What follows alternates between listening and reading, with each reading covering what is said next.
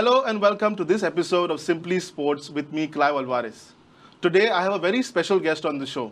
I first saw and played against him in 2009 when I used to play for Dempo under 16 and he used to play for Brazil Football Academy, which was run by Beto. Back then when I played against him, I said to myself that this boy will do something great in life and be somewhere in life. Well, he has proved me right. He played for Dempo. He won the Lucifonia Games medal. He played for FC Goa. He played for Mumbai. He went to Portugal. He came back to Goa. He came back to India. He played for Hyderabad, and we must say that he scored a screamer in the finals. Well, I would like to welcome the ISL winner Sahil Tavora to the show.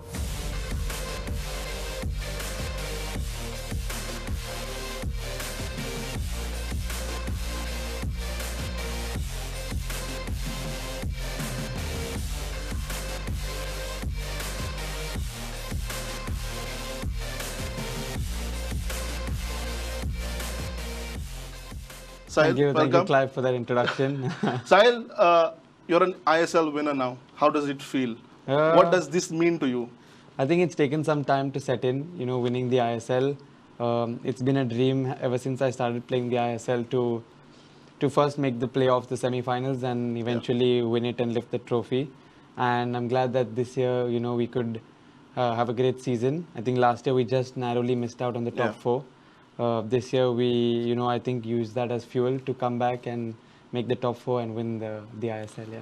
Sahil, I've noticed that you don't score many goals, but when you do, you make sure that it's a memorable one. And in that, in the final, when you scored the goal, what were your thoughts? What was running through I don't know how all these goals, all the goals that I score, all these, if you want to say screamers, but no, it was a great feeling to score. Honestly, in that game, I would have, for me, if I scored or another player scored, it wouldn't really make a difference because I just wanted to win. Coming that far and not winning would really hurt. But of course, I would take, scoring in a game, and I would have taken a tap in, but scoring one from that far and a volley, is stuff of dreams, and I'm glad that happened. So I think I saw your family in the stands. What does this mean to your family as well? Yeah, for me, it was a massive occasion. First, I think it was the first game we had fans back after 2 years. And to have a final at Fatorda with my family and friends, in the stands. I was scrambling before the final to get tickets for all of them. I think I had like a mini, Tavora stand there. But so I think that helped and, motivated me to do well. And I think the last time I scored for FC Goa as well, they were in the stands as well. Yeah. So for them to be there again was a special moment. 2 years without fans, was there any pressure for the finals when you all played? Yeah, I think especially for some of the players in our team who are younger, I don't think they've experienced an ISL with fans. They've played the last 2 years and it has been behind closed doors. And they got the first game with fans, this massive final in front of 20,000 people with the Kerala supporters. You know how they are. So yeah, therefore there's always pressure when you play, especially if it's a final. But I think I think all of us play football to play these big games. So, we really enjoy playing these moments. I follow your social media and your celebrations are still continuing. How long are these going to continue? No, I think, like I said, my family and friends, they are a big part of my journey. And I don't think they were allowed to enjoy, the last 2 years of me playing. So when I finished and won, I had like a little celebration for all of them. And it's taken a while to set in. But we're just going to enjoy this moment and then see what's next. Sahil, you were in a bio bubble for almost 2 years. I think it obviously takes a toll on players. Correct. I mean, did it take a toll on you? And how did you manage to, get out? Yeah, I think definitely it's not easy. I have to say that being in a bio bubble because you're seeing the same faces every morning, in training and meals. There's not a lot to distract you. But having said that, I think it's all about you focusing on what you're there to do. So I think I am someone who's quite good at that in the sense that I'm there to play for Hyderabad FC, to train well and to play well in the games. And I think I was able to focus on that. And of course, it helps when the results are going your way and you're always motivated. We had many important games to fight for top four. and then finally to the semi-final and final as well. And also I have to say that we were a very good group. You know, the team, we had a really good bonding, the foreigners, the Indians, the coaching staff. We were all like a group of friends in the bubble, so that really helped. Who was your favorite among the team? I don't have favorites in particular, but I really like our captain who did an amazing job, João. He's Brazilian. I think he's one of the best. Again, amazing player, but I think as a guy, he was incredible in just keeping the group together. And I really enjoy spending time with him. You won a lot so far. Do you think there's more to come? Do you think you can get better from here? Yeah, I think definitely. I think the last 1.5 year Hyderabad, I have got the most number of games. I've almost played every game. Almost, although it hasn't been starting, I've come on in almost every game. And I think this is the first time I've had a run of games. So I think for every player, if you have a run of games in the side, it gives you more confidence and you can really build from there. So I think definitely, I would like to believe that, of course, there's a lot of hard work to come, and it's important, especially after the high of winning like an ISL, that you remain grounded and focused on, you have to keep bettering your performances, because I think sometimes you are only as good as your last game. So I think that's really important. What are the factors which aided you in achieving these goals? I think, of course, like I mentioned, the support of my family and friends, but also I'm someone who has a lot of faith in God, and that's a strength for me. So a combination of that, and family and friends, and just being focused on what I need to achieve every day in every session, gym, training, the nutrition aspect, everything. I just make sure that it's 100% all the time, and having the coach and the coaching staff who really believed in me, that also helped. So I think it's a combination of all of this that really helped me. You have a good body. So what's your nutrition diet? What's your diet like? I think everyone, I mean, we are professional athletes, so everyone knows more or less what you have to do, but it's a sacrifice, and it's something that I think is compulsory if you want to play at the highest level, that you have to be willing to sacrifice maybe your favorite foods from time to time, and maybe keep like a cheat day. I like to keep a cheat meal or a cheat day from time to time, because sometimes it can get too much. But I think it's something that has to be done if you want to perform. I mean, you look abroad and you look at in Europe, and all the top players, they're always in great condition. And I think it's the first thing that you have to do before. Then the skill and all is, of course, important. But I think the physical aspect is important too. Just like any player, I think players have got their ups and downs. Right. Do you have any one example of, and how have you overcome it? I think I have a lot of ups and downs. I think there's a couple that stand out. I think very early on, when I was at Dempo, I think I was just about 18, and I had a knee injury where I had to have surgery, my ACL. So I was out for, I think, around 8 months there. So that was really a challenging time. But I think it taught me a lot in terms of, how to take care of my body, the amount of work that you have to put in to come back from such an injury and to make it back to the top is a lot. Sometimes twice a day, sometimes thrice a day, even for a period of months. So that's really one of the moments. And also, I've been in Hyderabad for 3 years, but the first 1.5 season was quite challenging in the sense that I did not get a lot of games. So, it's very frustrating sometimes to be on the bench or not be picked to play. So I think in those moments, that 1.5 year, I really had to, just make sure that I focused and still gave 100%, because I think sometimes it's not that easy, if you're not playing, just to give 100%. But it's something that I managed to do, and the second half of that 3 years has been very good for me.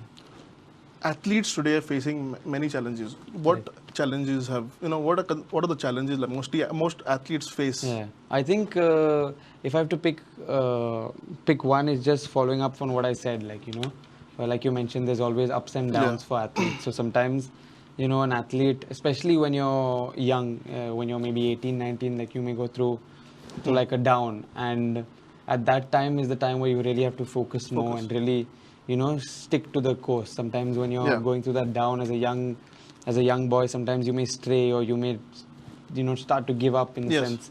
maybe not give 100% in training, get distracted by other distractions. But I think parents also play a huge role in Yeah, this. definitely. Right? I think in those moments it's really important. Like my parents have always been supportive, and my brother as well from a very young age. They always believed in me. They always believed in my talent, and also they saw that from a very young age that I was willing to to work hard, to wake up early in the morning, sometimes take a bus for an hour to get to training, to be there at 7 o'clock in the morning. So I think when parents see it from the child, I think it helps for them to really support the child. So I think definitely it's really teamwork. Sahil, what is your worst performance till date, and what have you what have you learned from it? Yeah, I think there may be more than one. So I think as you get a little older, I think you start to realize that not just you, but at the highest level also, there's players that sometimes have bad games. It's normal. You cannot be you cannot be great all the time. You cannot be having a great game all the time. So even if you have to pick, let's say Cristiano Ronaldo, some games he has a bad game. Yeah. But I think the best, the elite, really the top athletes that I've started to realize and learn is that they are able to forget that the fastest. So like if Ronaldo has a bad game, I don't think he's remembering the next day. He knows that okay, he has to improve and he has to get better, and he has to do it in the next game. But he's not bothered by that performance. Exactly.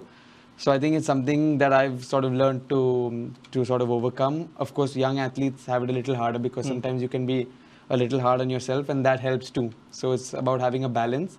And I don't know if I had to pick one.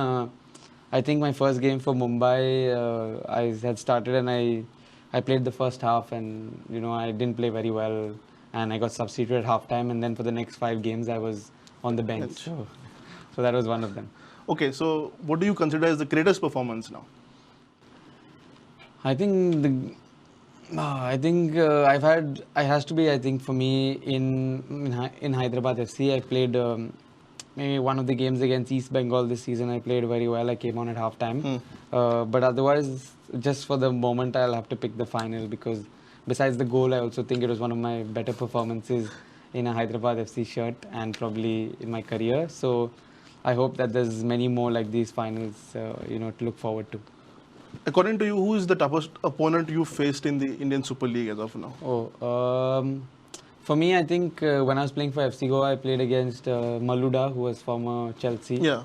And for me, I think he was definitely standout. He was playing in midfield. I think for Chelsea, he played more on the wing, but he played in midfield, and it was clear to see why he's been at World Cups and won Champions League. It was clear to see. He was amazing. So I think that was my toughest opponent. Like every person, I think you will also look up to someone. Yeah. Who did you look up to, and what did you learn? Like, everyone learns something from that person. What did you learn?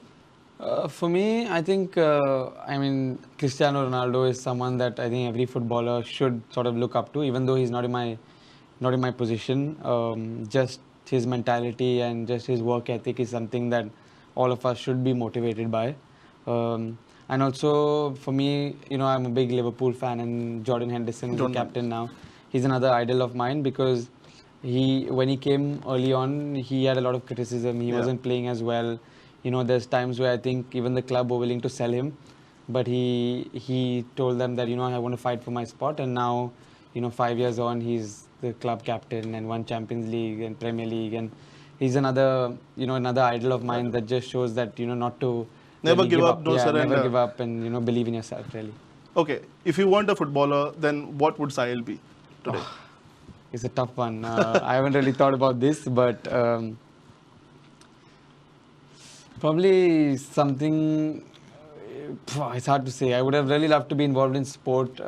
Maybe trying to help, like something with psychology, because I like to speak to now even younger athletes or younger teammates. Yeah. So I think that as now I've gotten older, I like to help younger athletes or younger players that come sometimes speak to me. Maybe they've had a bad game, or just telling them, giving them a little bit of advice. And I think that comes with experience. So I think something along those lines. Okay. I would like to viewers to know, how did Sahil get introduced to football? Tell us your story from the start. For me, actually, I think I've mentioned this before, that I was a big cricket fan, actually. Yeah. Because my my dad used to still watches a lot of cricket, and so at the beginning, I remember early on for Christmas, I used to really just ask for a helmet and a bat, and I used to wear like a helmet in the house, playing with a tennis ball. But I think it changed in when I was about 9 years old. There was a Euro in Portugal, in 2004 that we were watching on TV at home, and my entire family, they are big Portugal fans. So for the Euros, they would dress up and things like that and watch the games. So from then, I think, I really got interested in the sport, and then from there, I got enrolled into like a local Don Bosco summer camp, which was like 2 steps away from my house. So that really helped. And I remember just being there all summer, playing football, and then from then on, just my childhood was a lot.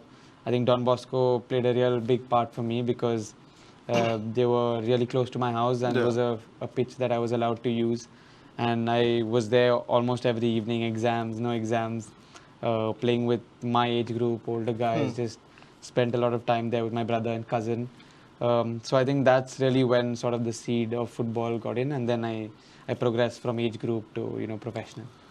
Like, like you said, your parents were supportive of you, but as many children who want to grow in life, their parents don't support them. How important is it for parents to like back their kids when they're growing up at the grassroots level? Yeah, I think that's very important because sport is something that those years of sort of, I don't know, maybe from 10 to like 17 is the part where you really develop all these skills. Yes. Sometimes even younger. So in those times, if the parents aren't supportive, it's really difficult for the child. So I think the parents really back their child, and they see. I think a good indicator is if it's coming from the child, right? It's not from the parent. If the child is waking up, if the child wants to train or practice, or the child is willing to maybe not eat a dessert or not eat chips because it's not healthy for him. So I think these are indicators that if a parent sees it, that they should really support their kids and help them, because it's what really got me here for sure. I mentioned that you went to Portugal and you played there and you were the first Indian to score a goal. Can you please put some light on this whole experience, how it happened, how the move happened? Yeah, so I was playing for Mumbai and I finished my contract then. I finished the season, and one of the former FC Goa players, Bruno Pinheiro. Yeah, he knew that I always wanted to sort of try playing in Europe, and there was this a third division team there that he knew, and he sort of told them about me and sent some of my videos and stuff, and so thankfully that move happened, and I went there to a third division team called Alvarenga, which was north, close to Porto. And yeah, for me it was a good experience. I scored a goal there in one of the games, and but I just learned a lot being there, away from home, away from my family. It's really difficult. It's cold and rainy, and the weather there wasn't the best. But I really learned to be really independent there, and the season really didn't go very well as a team as well. So that was really hard. But I learned a lot from there. I think I became more of a man when I came back, really. Okay, Sahil, if you're given a choice to change any rule in football, what would it be? It's a difficult one. Because I like the sport the way it is. But if I had to change one thing that they've changed recently, it is the away goal rule. Yeah. In the Champions League, especially, I think I really like that aspect. That aspect was good. It made things a lot more interesting, So if I had to bring one rule back, I would bring the away goal rule back. How would you want Goa and India to remember Sahil Tavora when it's all said and done? I think first of all, there's a lot of years ahead. I'm only 26, so said and done is a bit much. But no, I just want, of course, first of all, my teammates to think that I was a really good teammate that gave 110% in training. That they really enjoyed training with. I want my coaches to feel like it was a pleasure to train someone like me who was a good team player and really gave everything and really listened to them. And for the people or for kids, I just want to be like a good role model. First of all, as a person, because I think that's the most important. Just being a good human being, being kind to others, and then as a player, of course, if I win things and maybe make it to the national team, and I could really be a role model for the younger Goans and Indians. So that's really how I'd like to be remembered. You know, whilst going through Instagram, I saw somewhere that Sahil Tavora, descendant of Vasco da Gama. What is this about? Can you please bring this to light? So I don't know. After I scored, there was one reporter, I think, who just for one of these online portals. I think he did a lot of digging, and he somehow got this information, which is true. Through some sort of hereditary, some line up there. I am a descendant of Vasco da Gama, but he'd asked me why I was hiding it, and I said I wasn't hiding it, but I'm not going to be shouting this from rooftops, But yeah, it's true, and it's something that now is out in the open. I wasn't hiding it, but yeah, it's true, and I don't know what to say about it. Okay, what is next for you now, Sahil? Yeah, for me, so obviously my contract at Hyderabad has ended, but I'd love to continue there, and when talks to continue there, especially since the coach and management are going to stay as well, and I know a lot of the teammates, and like I mentioned, João as well, the captain that I really enjoy playing with, and so I really have that family sort of feeling there. So I'd love to continue, but we'll know in a few weeks about that. And in terms of personal goals, I'd really like to build on this. Of course, like I mentioned before, once you win the ISL, it's really important to sort of stay grounded and continue to work the same way. And I think I know that what has worked for me is just consistently, giving the same amount of effort in training and working hard. So I really want to, continue being a regular for Hyderabad FC and hopefully make it into the national team. We hope to see you in the national team. I hope so too. My final question is, what's your message to the young fans, your budding players? I think for them, I just say, first of all, to enjoy football. I think we all start playing because we enjoy the sport first.